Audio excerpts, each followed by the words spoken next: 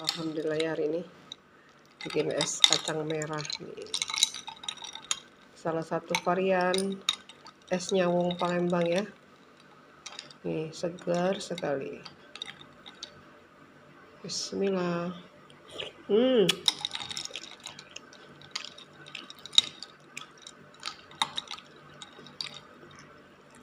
Lemaknya.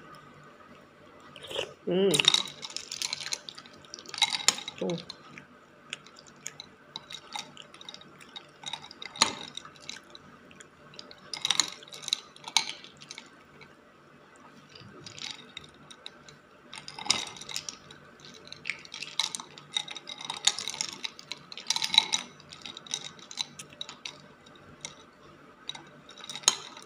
Bikin sendiri rasanya luar biasa, puas dan lemaknya.